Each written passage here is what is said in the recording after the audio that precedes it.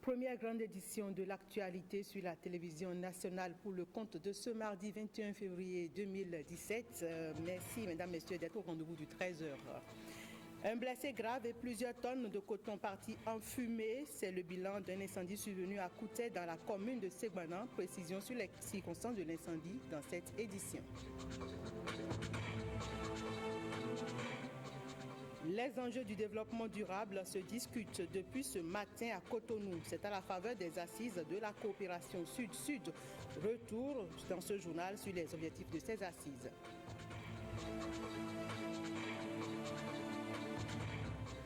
Et puis, comment gérer les déchets d'équipements électroniques ou électriques?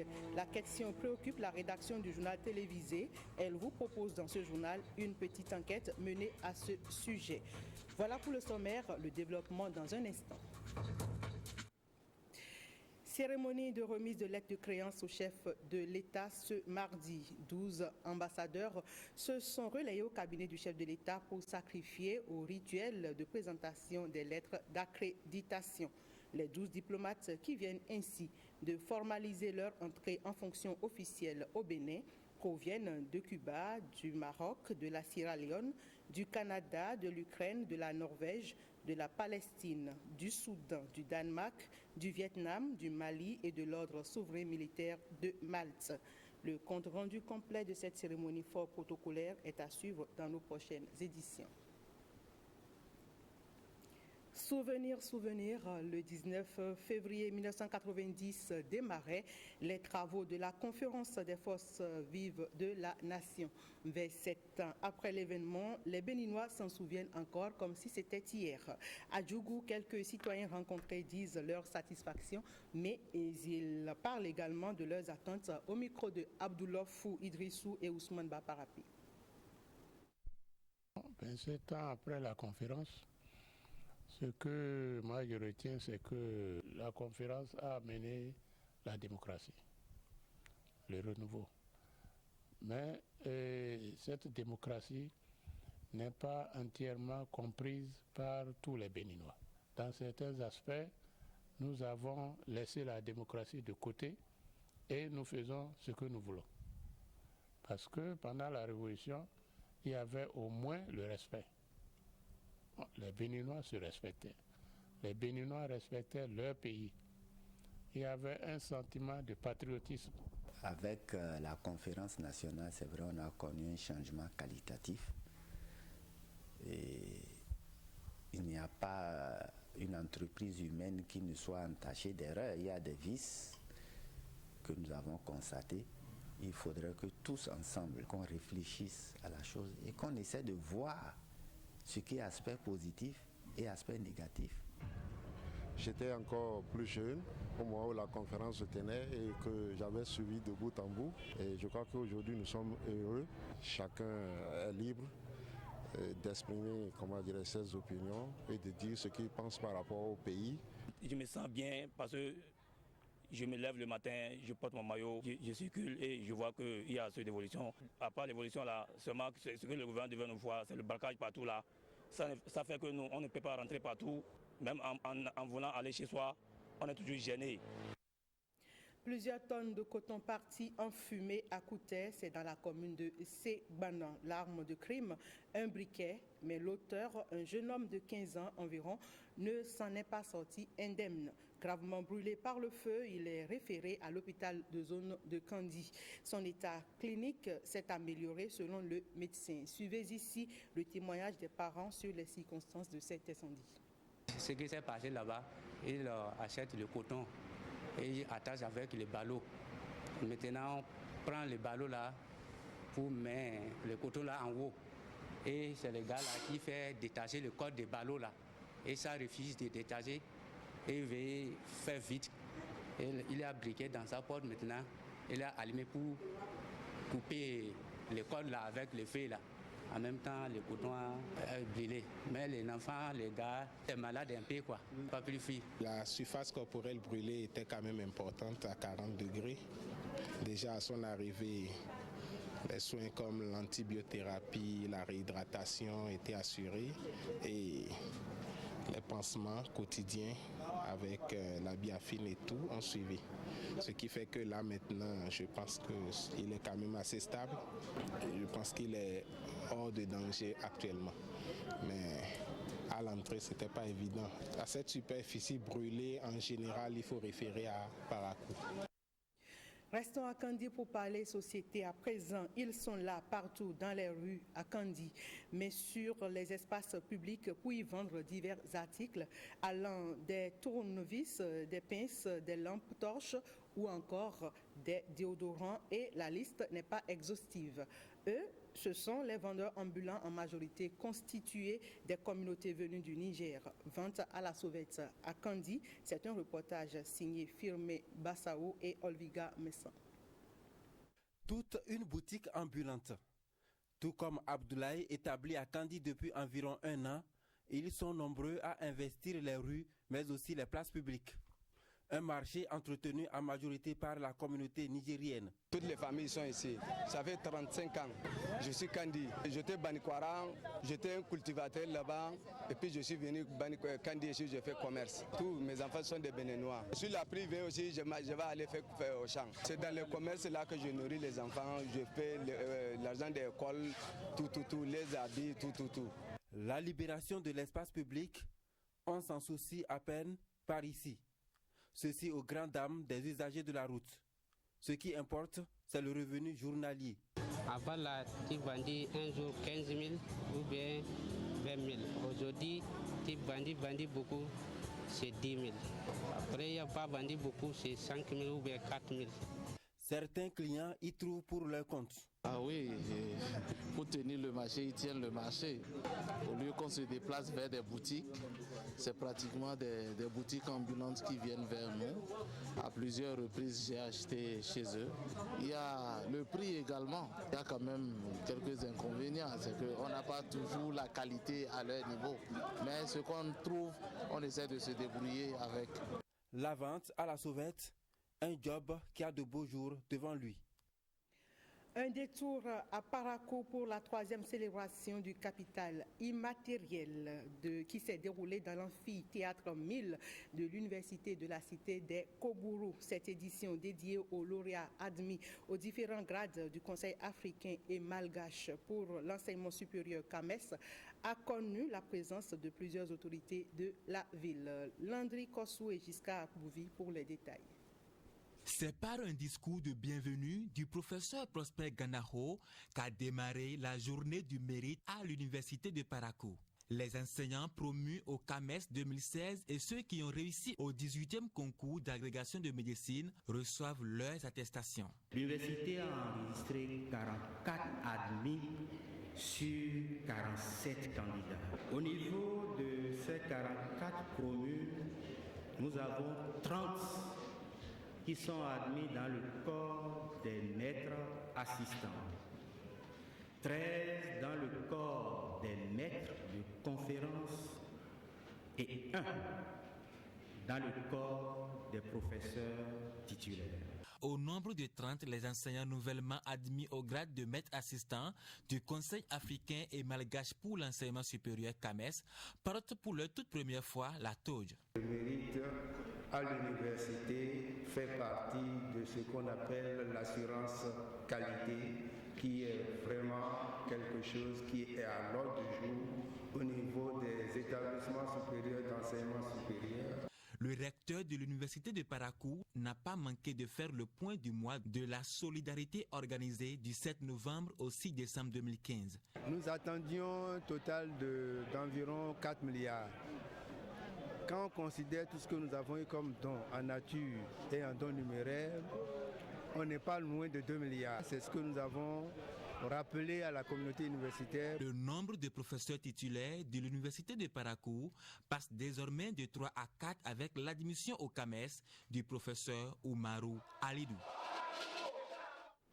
Descendons à présent dans l'Ouémé où une école primaire publique en création à Missérété Centre est sujet à polémique.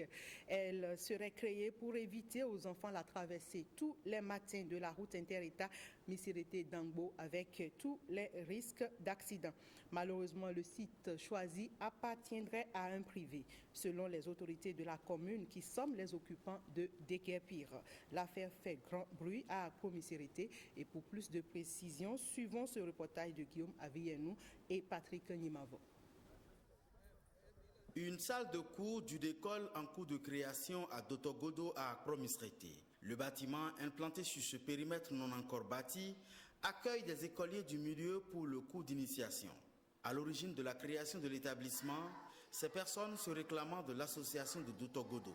Dans notre village central, là, on n'a qu'une école de base.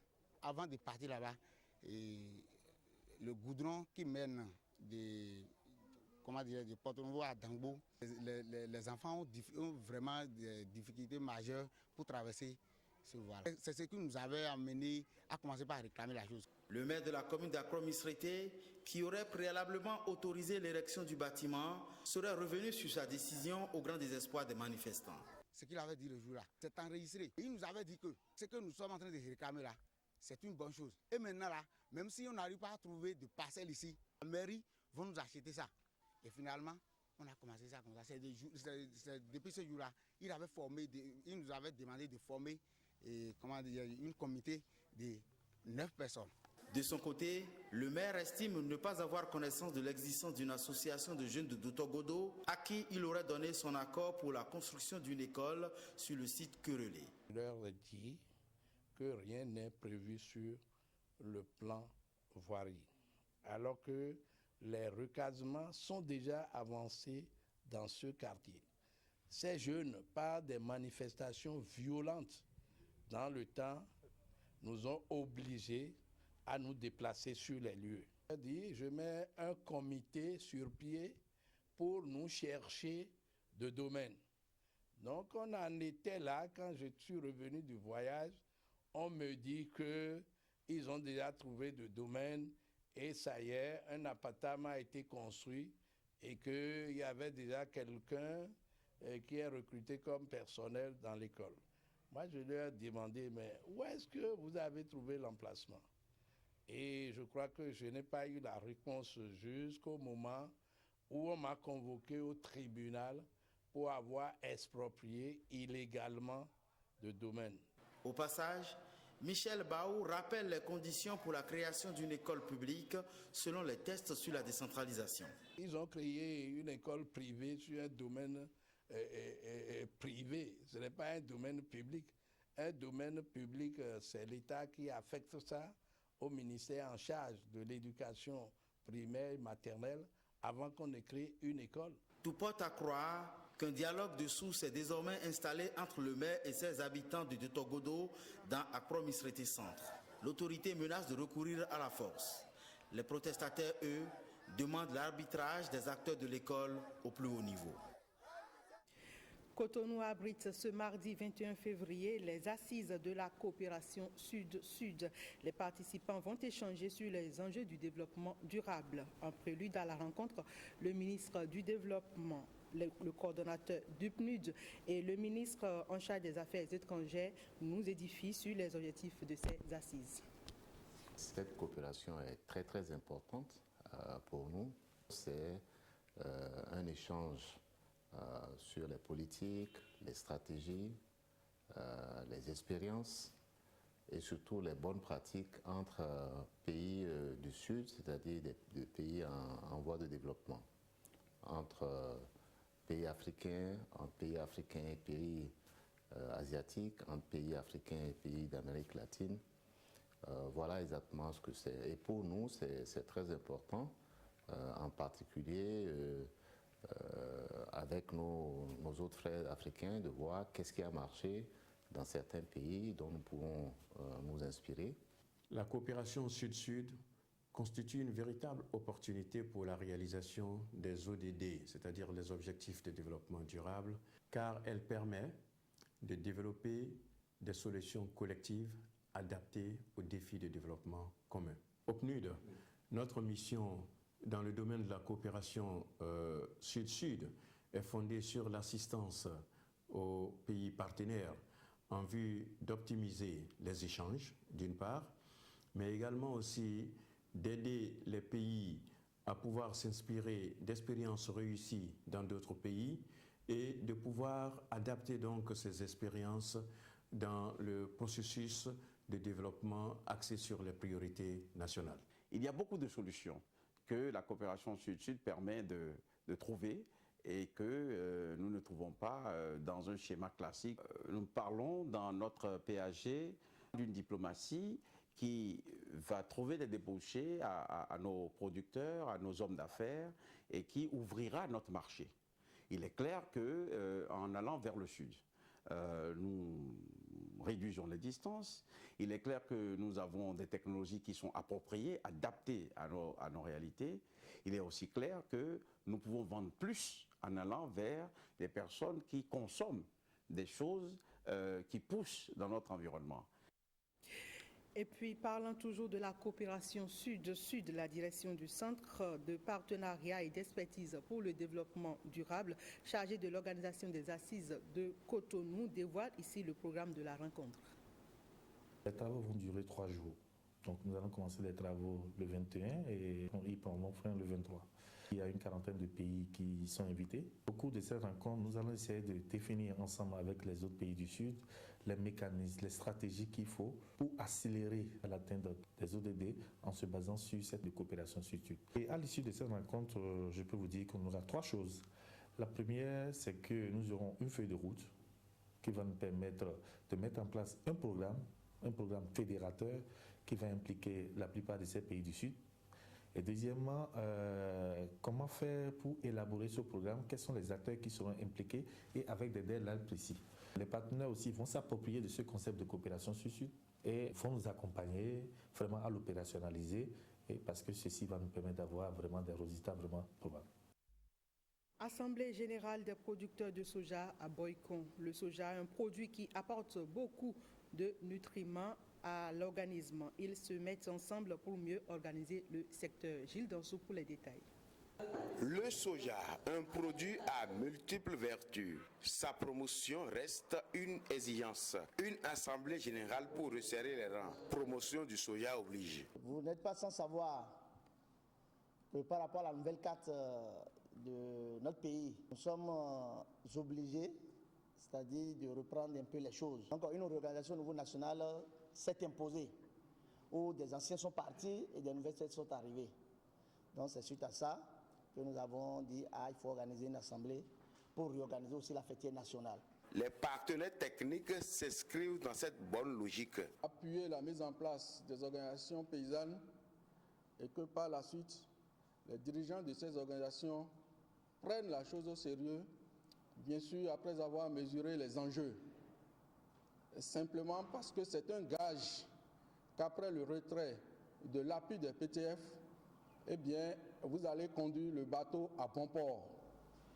Et cela nous encourage à vous venir en aide sur d'autres volets de vos préoccupations, quitte à ce que, petit à petit, nous puissions vous lâcher afin que vous puissiez voler de vos propres ailes. Les participants sont venus de plusieurs régions de notre pays. Aujourd'hui, la filière dont vous êtes les leaders respectifs ici est une filière très émergente. Vous n'êtes pas sur une petite culture et vous devrez le savoir. Et je sais que vous le savez. Et fort de cela, votre mission en tant que producteur, c'est de pouvoir jouer convenablement votre partition dans cette filière-là. Vous devez pouvoir faire une démonstration de force pour montrer de quoi vous êtes capable. Et ça, c'est la responsabilité des leaders que vous êtes. Un nouveau bureau a été mis en place pour désormais conduire les destinées liées à la promotion de cette filière. La bonne gestion des déchets biomédicaux semble ne pas être une priorité pour les formations sanitaires. C'est du moins le constat fait. Un danger pour les différents usagers des hôpitaux, y compris les agents de santé. À travers ce magazine que nous vous invitons à comprendre davantage le traitement que subissent les déchets médicaux. Elles naissent comme des champignons, sans aucune autorisation pour certaines. On les retrouve dans tous les coins de rue. Plus grave, ces formations sanitaires ne disposent d'aucun système de traitement des déchets qu'elles produisent. L'exiguïté dans laquelle se retrouvent les formations sanitaires privées aujourd'hui ne permet pas d'installer un incinérateur. Vous allez voir sur des immeubles, des formations sanitaires. Et ils ont loué quelque part. Ils ne peuvent pas installer un incinérateur pour pouvoir incinérer leurs déchets biomédicaux. Il existe pourtant un décret portant gestion des déchets biomédicaux, mais rien n'est respecté en la matière pour la plupart des centres de santé. Un comportement qui expose non seulement les agents de santé, les usagers et aussi les populations vivant aux alentours. Ce qu'on constate aujourd'hui, c'est que les modes de traitement, c'est ou bien le brûlage à l'air libre. Vous allez voir des formations, c'est derrière le truc là, on met un petit trou, on met le feu. Ça, ce n'est pas une incinération. Et ça peut créer d'autres problèmes. Ensuite, maintenant, il y en a qui font l'enfouissement. On fait le trou et on enfuit les déchets biomédicaux. Donc, lorsque ces déchets sont enfuis, vous voyez ce que ça peut occasionner. La nappe phréatique, le sol contaminé par ces déchets, etc. Mais il y en a aussi qui, tout simplement, puisque nous avons à peu près à Cotonou, comme dans certaines villes, un système de collecte des déchets solides ménagers, ils font un abonnement, on mélange avec les déchets solides ménagers, et ce sont les charretiers, pauvres charretiers, qui ramassent tout ça, et qui traînent ça, et qui déposent où, et avec tout les risques pour l'environnement et pour la santé. Comme on peut le constater, la gestion des déchets biomédicaux solides constitue encore un véritable casse-tête. Pour les déchets liquides, c'est le comble de la désolation. Ah là, c'est la catastrophe. Ça, je vous l'avoue, parce que en réalité, d'abord, les déchets liquides en général, il n'y a pas de système adéquat de traitement de ces déchets. Au niveau des formations sanitaires, vous savez, le principal déchet liquide, c'est le sang. Surtout dans les services de chirurgie et aussi de maternité. Et la plupart se retrouvent dans nos fosses. On les envoie tout simplement dans la fosse. C'est vrai, des fois, ils mettent de l'eau de javel, etc., un traitement sommaire, mais il n'y a pas un autre système que, en réalité, ces déchets sont évacués comme cela, avec les risques que cela comporte. À l'hôpital de la mère et de l'enfant Lagune, nous avons essayé de comprendre le traitement fait aux déchets liquides. Les déchets liquides, là, ça, là, je n'ai pas maîtrisé ça. Les déchets liquides, on essaie de faire ce qu'on peut faire. Comment vous faites? On met tout ensemble, c'est ça qui fait qu'on utilise beaucoup de pétrole. Un traitement sommaire, mais à la maternité de cet hôpital, des dispositions semblent prises pour un minimum de sécurité sanitaire. Lorsque nous faisons les accouchements de l'autre côté, nous plaçons les bassins. Et c'est dans ces bassins que nous recueillons les liquides. Donc, lorsque nous les recueillons, après l'accouchement, nous les vidons ici. C'est le vidoir, ça. Un vidoir, un autre élément pour recueillir les déchets liquides, mais très peu de centres en disposent. La gestion des ordures ménagères n'est pas encore chose aisée. Celle des déchets biomédicaux est une calamité, une plaie ouverte dans nos formations sanitaires. Voilà, c'était donc un magazine de William Tchoki sur la gestion des déchets biomédicaux au Bénin. Autre sujet en page magazine, le téléphone portable, l'ordinateur, le réfrigérateur ou tout autre équipement électronique ou électrique sont aujourd'hui de véritables compagnons de la vie. Ils permettent à l'homme de jouer, d'apprendre et de s'évader. Mais lorsqu'ils sont hors d'usage, ils constituent des déchets dont la gestion au Bénin est peu efficace. Enquête sur ce secteur des déchets d'équipements électroniques ou électriques pris d'assaut par le secteur informel et non encore maîtrisé par l'État béninois. Un magazine qui porte la signature de Rachidat Biomama. Bien peu d'entre nous peuvent se vanter de ne pas en posséder, Mais alors, où est le problème? Quand c'est en vie, c'est utile. Mais à la fin de sa vie, ça devient un déchet électronique ou électrique. On rencontre plusieurs sortes de déchets d'équipements électroniques ou électriques, D3E en abrégé. Les électroménagers, donc qui sont les gros, et après vous avez les moyens, donc les postes téléviseurs, les ordinateurs, et après vous avez les tondeuses, vous avez les piles aussi, les accumulateurs qui s'ajoutent.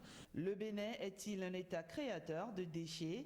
En 2010, on était à 7000 tonnes de déchets d'équipements électriques et électroniques qui entrent donc annuellement sur notre territoire.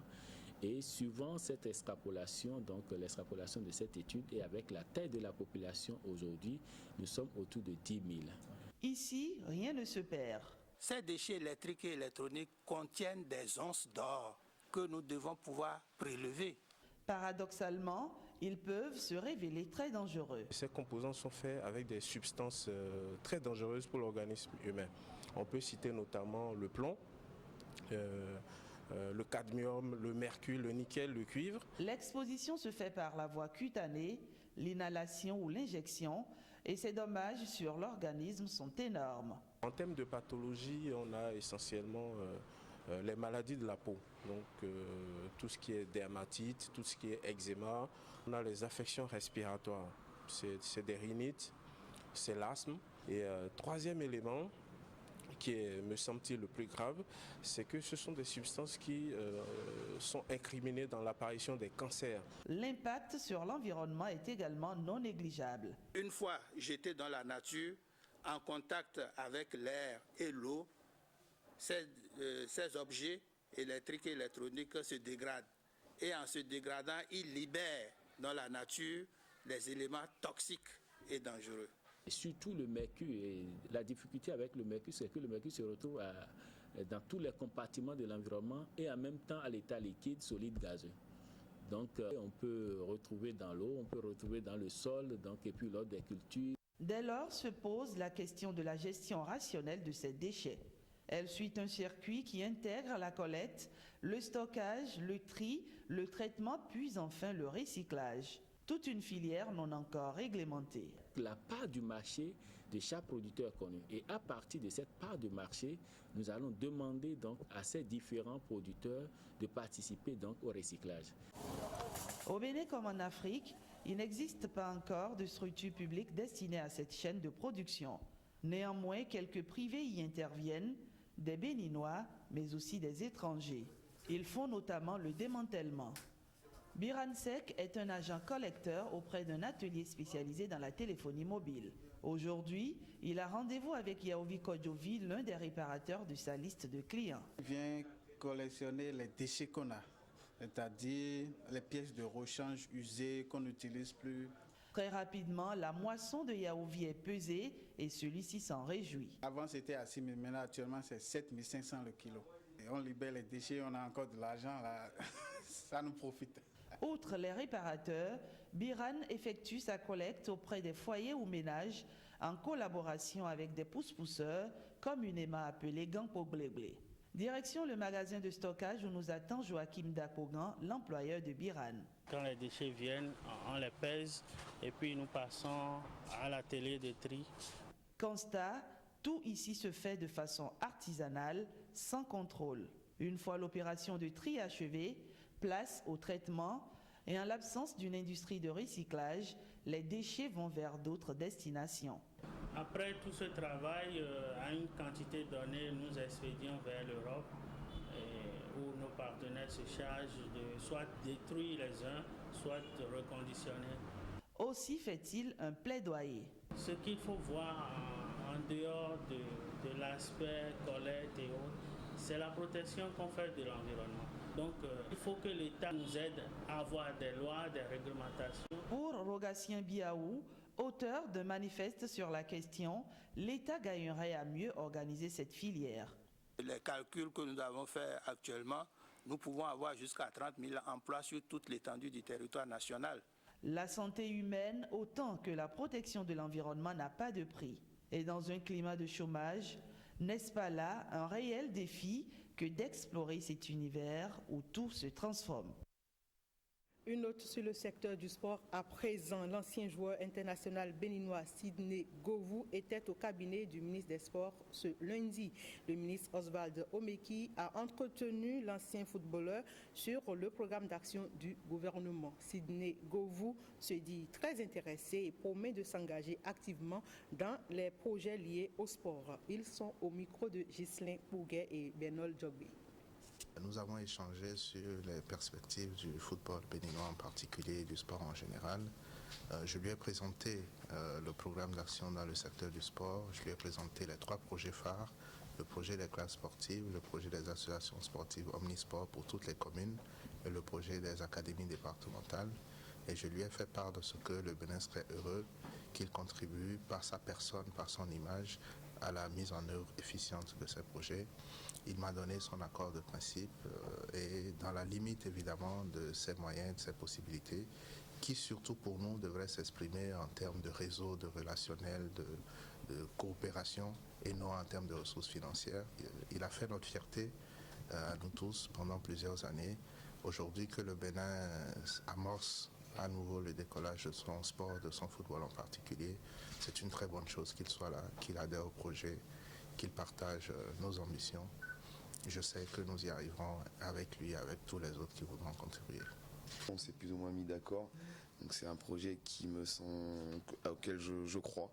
Si je suis là, c'est que je souhaite que ce soit concret. À partir du moment où je trouve que le projet est viable et cohérent, je m'engagerai avec feu. Et c'est sur cette note de sport que s'achève cette édition. Merci mesdames, messieurs pour votre aimable attention. Bon appétit à chacun et à tous.